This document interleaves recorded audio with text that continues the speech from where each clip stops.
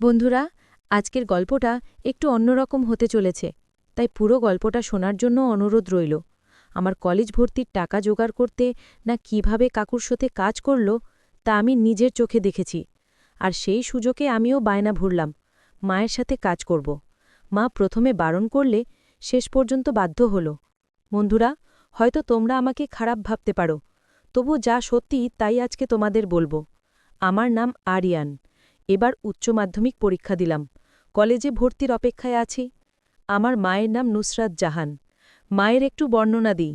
আমার মা লম্বায় 5 ফুট 5 ইঞ্চি, উজ্জ্বল শ্যামলা, যা তার সৌন্দর্যকে বহু গুণ বাড়িয়ে দিয়েছে। আমার মায়ের সামনে দিয়ে আমাদের বাড়িতে যে আসে বা রাস্তায় গিয়ে দেখে সবার ইচ্ছা হয়। আমার মায়ের বয়স 38, কিন্তু মাকে অনায়াসে 20 বছরের মেয়ের সাথে মিশিয়ে ফেলা যাবে। আমার বাবার নাম রাশেদ। আমার যখন 12 বছর বয়স, তখন আমার বাবা বাইরে চলে যায়, ওখানে একটা চাকরি করে, কিন্তু তেমন ভালো বেতন না হওয়ায় সামান্য কিছু টাকা পাঠায়। আর আমার দাদু বাড়ি থেকে কিছু টাকা পাঠায় মাঝে মাঝে। তাই দিয়ে কষ্ট করে আমাদের দুজনের দিন কেটে যায়। এখন থেকে 8 বছর আগে বাবা বিদেশে যায়। আমি তখন 12 বছরের বালক। কিন্তু আমি যখন ওইসব ব্যাপারটা বুঝতে শিখি, তখন মায়ের কষ্ট অনুভব করতে পারতাম। মা উপোস হয়ে দিন কাটাতো, তাও বুঝতে পারতাম। কিন্তু এরপর সময়ের সাথে সাথে স্বাভাবিক হয়ে যায়। এমন হয় যেন এটাই, অর্থাৎ বাবা না থাকা, আমার আর মায়ের এটাই স্বাভাবিক জীবন। এবার আসল ঘটনা শুরু থেকে শুরু করা যাক। আমার মায়ের সাথে আমার খুবই ফ্রি মাইন্ড সম্পর্ক ছিল। মায়ের সাথে ছেলে ঠিক যে পর্যন্ত ফ্রি হতে পারে, ওই পর্যন্ত।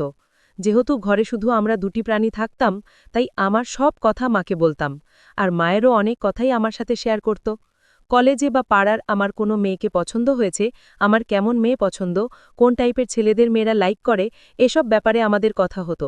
মাঝে মাঝে এসব ব্যাপারে কথা হতে হতে তা ওসব হালকা কাজ করত, কিন্তু মা এই প্রসঙ্গ উঠলে তাকে কৌশলে এড়িয়ে যেত। ছেলে বলে হয়তো এই ব্যাপারে আমার সাথে আলোচনা করতে চাইত না। আগেই বলেছি, আমার উচ্চ মাধ্যমিক পরীক্ষা শেষ, কলেজে ভর্তি হতে হবে। আমাদের এখানে ভালো যে প্রাইভেট কলেজে ভর্তি হতে 20,000 টাকা প্রয়োজন। কিন্তু দেখা গেল বাবার পক্ষে এত টাকা একবারে দেওয়া সম্ভব না। আর দাদুকে জানালো মা। দাদু বলল এবার গ্রামের জমিতে ফসল তেমন ভালো হয়নি, এত টাকা তিনি পাঠাতে পারবেন না। মায়ের সঞ্চিত কিছু টাকা ছিল, কিন্তু তার পরিমাণ 10,000-এর বেশি হবে না। অনেক চিন্তায় পড়ে গেল মা। বাবার এক বন্ধু ছিল কামরান। আমি ওনাকে কামরান কাকু বলে ডাকতাম। আমরা মাঝে মাঝে অর্থ সংকটে পড়লে ওনার কাছ থেকে ধার নিতাম, কিন্তু তা কখনোই 4-5 হাজারের বেশি না। আবার বাবা টাকা পাঠালে মা দিয়ে দিত। কামরান কাকু সরকারি ব্যাংকে চাকরি করত। বয়স 40-এর মতো, সুঠাম চেহারা, পুরো গোঁপ। মায়ের প্রতি ইচ্ছা ছিল ওনার। আমি লক্ষ্য করতাম যখন উনি আসত, আমার মায়ের দিকে তাকিয়ে থাকত। আকারে ইঙ্গিতে মাকে তার আগ্রহ বুঝাতে যাইত, কিন্তু মা তা না বোঝার ভান করত। কারণ বিপদের সময় উনি ছিল আমাদের ভরসা। আমার কলেজ ভর্তির শেষ তারিখ চলে আসছিল। এমন অবস্থায় মা কামরান কাকুকে একদিন বাড়িতে ডাকল। কামরান কাকু একদিন সন্ধ্যার দিকে বাড়িতে আসলেন। মা তাকে চা দিল। এরপর কিছু সময় কুশল বিনিময়ের পর, কথা বলার পর টাকার প্রয়োজনের কথা তুলল। আর প্রয়োজনের কারণও বলল। কামরান কাকু বলল, এত অনেকগুলো টাকা দরকার। মা বলল, আমি তো শোধ করে দেব। কামরান কাকু বলল, আপনার কিন্তু শোধ না করলেও চলে। মা বলল, মানে?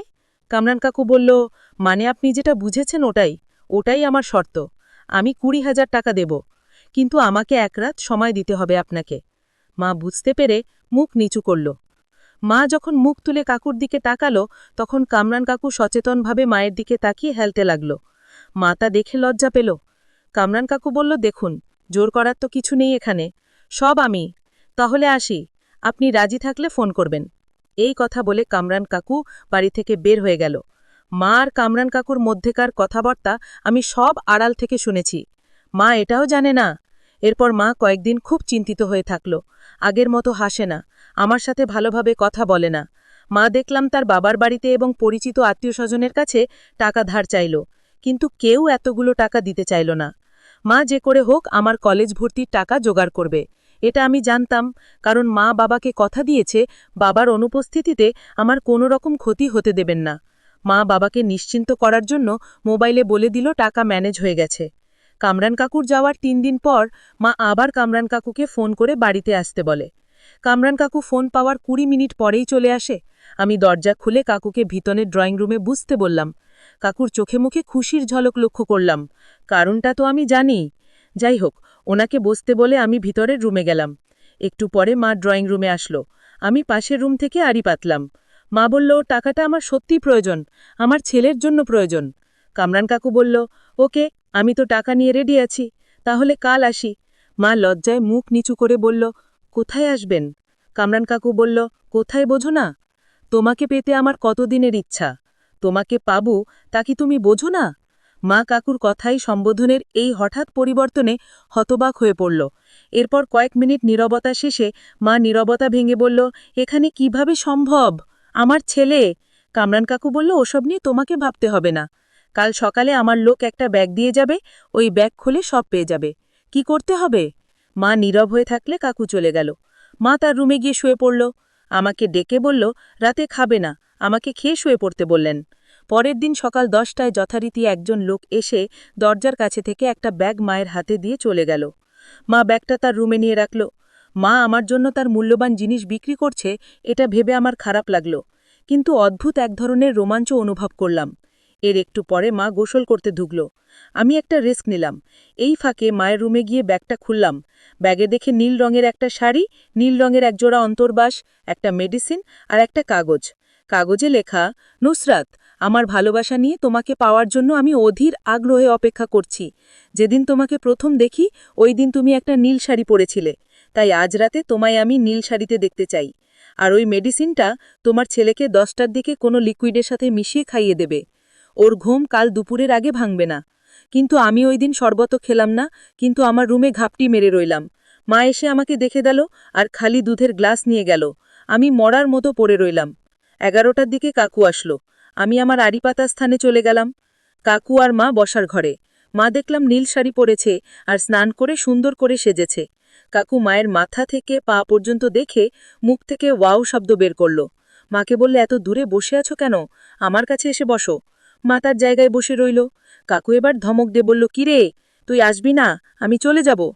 মা এবার উঠে কাকুর পাছে তবে একটু দূরে গিয়ে বসল। মা কাকুকে বলল, এখানে কেন? রুমে চলুন, আমার ছেলে। কাকু হো করে হেসে বলল, তোমার আবার রুম কি? কাজ তো একই, তবে রুমে তো যাবেই। কিছুক্ষণ পর মা প্রায় কাঁদো কাঁদো হয়ে আকুতি করতে লাগল। বলল, দয়া করে ওখানে করবেন না, আমি মরে যাব। কাকু বলল, তুমি মরলে মরুক, তাতে আমার কি? একটু ভেবে আবার বলল, ঠিক আছে, আমি আজ খুব খুশি, তাই তোর এই কথা রাখলাম। কিছুক্ষণ পরে আবার কাকুর সময় ঘনিয়ে আসছে। আমি তারপর নিজের রুমে গিয়ে বিছানায় শুয়ে পড়লাম। এতক্ষণ কি দেখলাম তা মনে করে অনেক কিছু ভাবলাম। আমার স্নেহময়ী মাকে শুধু মনে আসতে লাগলো। মায়ের কথা মনে করে আমার খুব কষ্ট লাগলো। পরক্ষণে মাকে নিয়ে সব কি ভাবছি তা মনে করে অপরাধ বোধ হতে থাকলো। কিন্তু যে মা বাবার অবর্তমানে তার বন্ধুর সাথে সেই মাকে নিয়ে এসব ভাবার দোষ নেই, এটা বলে নিজেকে বুঝলাম। কিন্তু আবার মনে হলো, মা তো আমার জন্য এসব করল। এভাবে উথাল পাথাল করতে লাগলো আমার মন। মাকে সেবা যত্ন করার ইচ্ছা আমাকে কুড়ে কুড়ে খেতে লাগলো।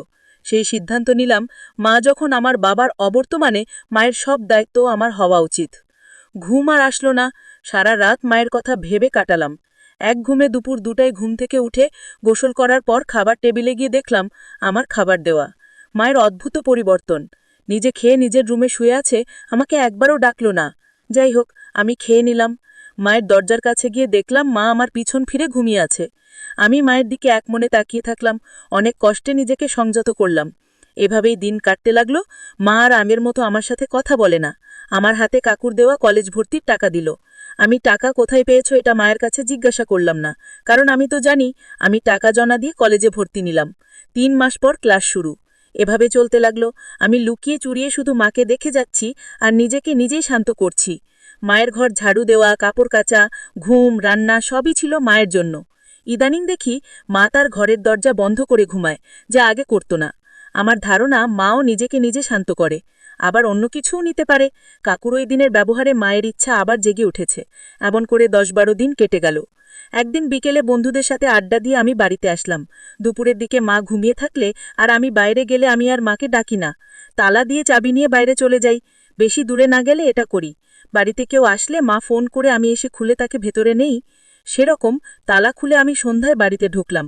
ঢুকে যা দেখলাম তাতে আমার চক্ষু ছানা বড়া। মা তার রুমে ঘুমিয়ে আছে। আমার মনে হয় রুমের দরজা লাগাতে ভুলে গেছে। মা শুধু একটা নিজের